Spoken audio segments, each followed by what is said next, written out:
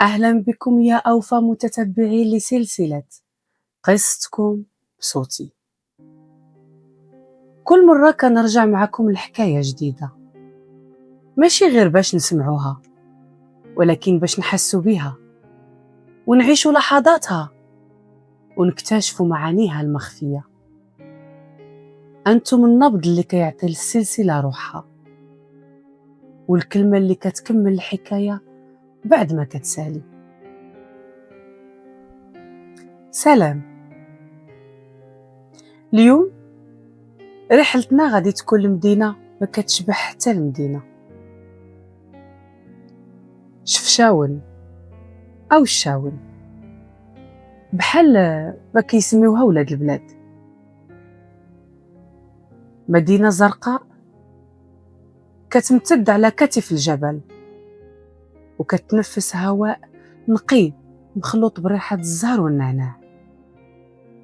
أزقة مرصوفة بالحجر، أبواب خشبية مصبوغة بالأزرق السماوي، وساحات صغيرة فيها نوافر مائية كتسرد حكايات من القرون. الشاون ماشي غير مدينة، هي لوحة فنية فيها الهدوء وفيها أسرار كتخبيها الريح بين شقوق الجدران. في شفشاون وسط الضباب والسكينة كتمشي دروب حجرية وكيلقاك الريح ببرودة ديال الجبل وحنين ديال الماضي.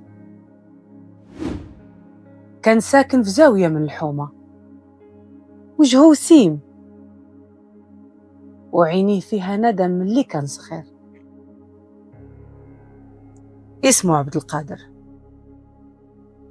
ولكن الحومة كانت كتناديه بولد القهر.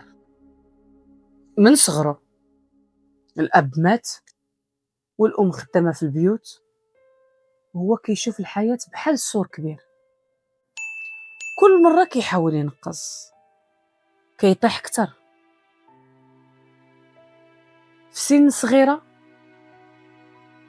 دخل العالم القرقوبي، حبة، جوج، 3، حتى ما بقاش يحس لا بيديه لا بروحه.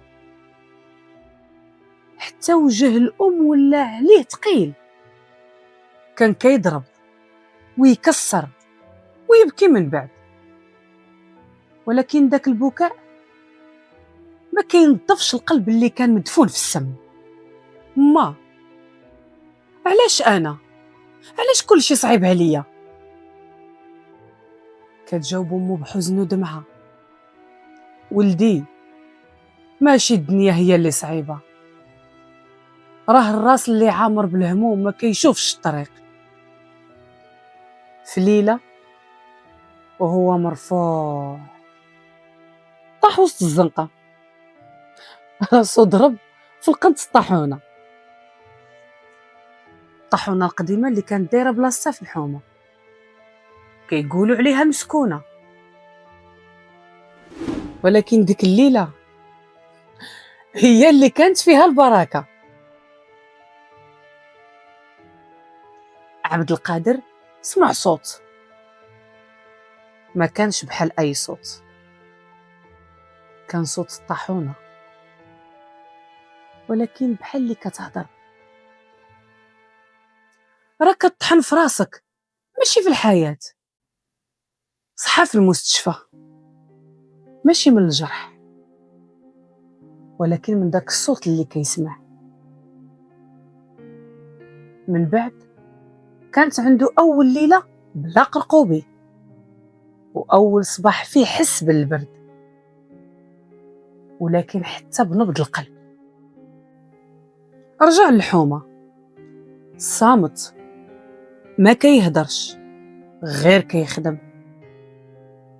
بدا في معصرة الزيتون،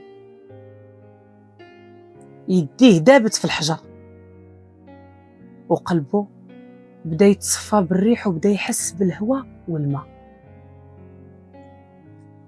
ومرة كيتسمع صوته هو كيغني، ماشي الأغاني ديال الشارع، ولكن أشعار صوفية من اللي حفظهم مع شيوخ كبار، وبدا كيتداوى من الداخل. ما بقاوش كيعيطوا ليه ولد القهر، وما رجعش عبد القادر بوحده، رجع صوت في الحومة، صوت الطاحونة اللي كتعجل المعنى من الألم وتخرج زيت النور من حبات سودة.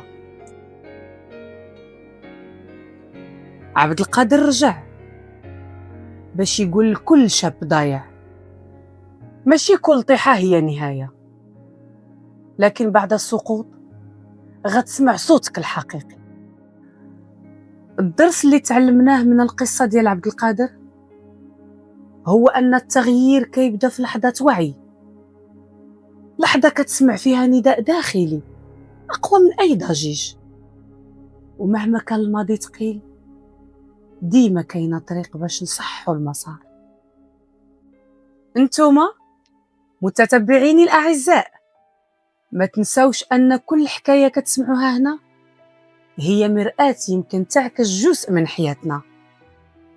خليو قلوبكم مفتوحة وشاركونا قصصكم باش تبقى سلسلة، قصتكم بصوتي، مساحة ديال الإلهام والتغيير.